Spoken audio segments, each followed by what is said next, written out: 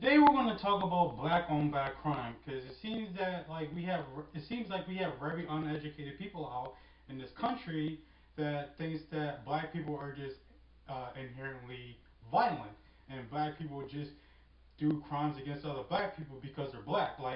And that's the stupidest thing I've ever heard before.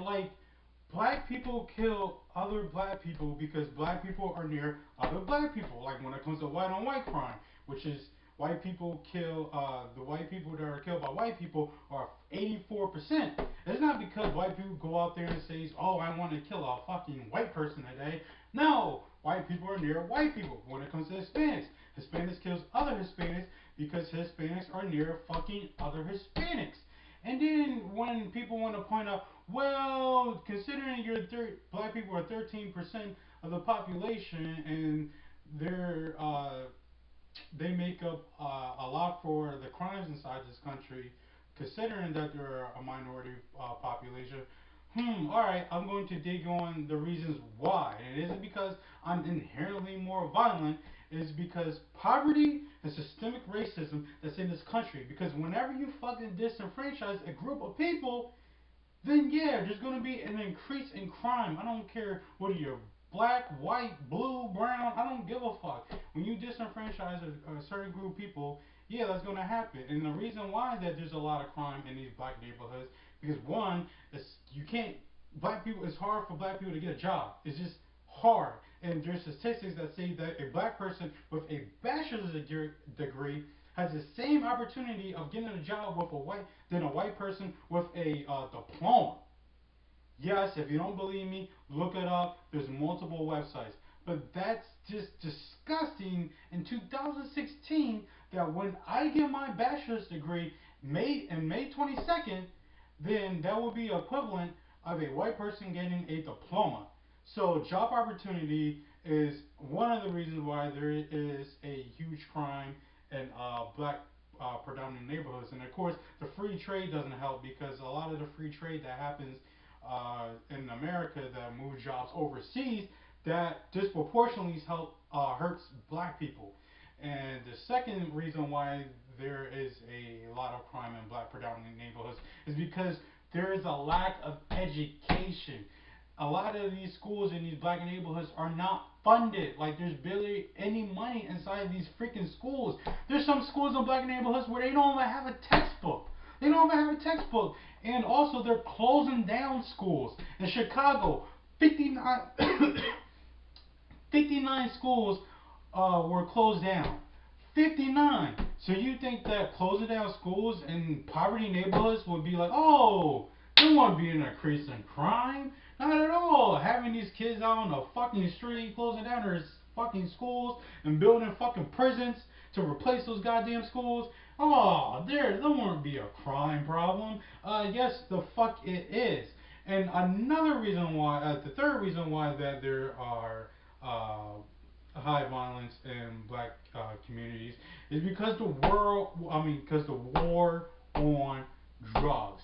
Whenever you lock up somebody that has like 5 grams of weed, especially if they're poor, and you put them in jail, and then you take them, and then once they come out, it's a lot harder for them to get a job. Definitely if you're black. It was already hard enough for you without a criminal record to get a job. Now you're a black person with a criminal record. So now it's almost like fucking zero to fucking none for you to possibilities for you to get a job.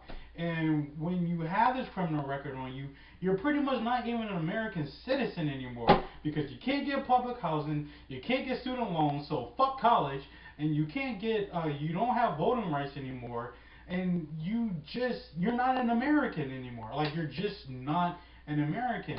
And also, it's hard for you to get welfare uh, to help give you money and get food. It's a lot harder when you have a criminal record.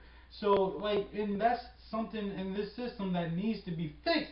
And to clue you in, Nixon's aide just recently, I think a few weeks ago, there was a report that was leaked that Nixon aide said that the war on drugs was to disrupt the hippies that were against the Vietnam War, and to disrupt black people, to disrupt their meanings, to destroy their families, and to criminalize them. And he said that he will show black criminals on the evening news and show it day after day after day to demonize black people.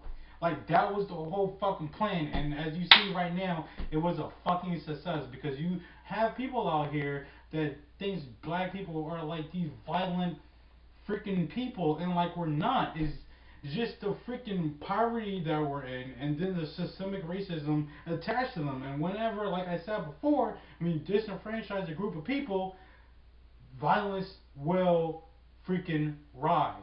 Violence will freaking rise.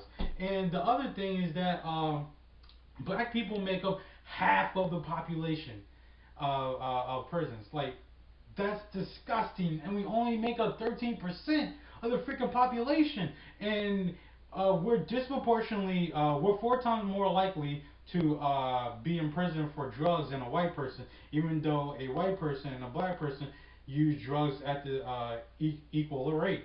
And also, black person is 4 times more likely to be in prison for selling drugs, even though white people sell more drugs than black people. And another thing is that when it comes to hard drugs like crystal meth, white people use hard drugs more than black people, but yet black people are in prison 4 times, is 4 times more likely to be in prison than white people. So when you have literally a system against you to oppress you, then yes, there will be freaking crimes. And I just wish people can get off of this like black on black crime. Oh, why don't you care about that? Like, yes, I do care about that, but you going out, demonizing black people like it's something inherent in our fucking skin doesn't fucking excuse me, doesn't fucking help. Like, you need to break down the systemic problems, and once you break down the systemic problems, then therefore you will solve the problem, and you have a decrease in violence in these communities.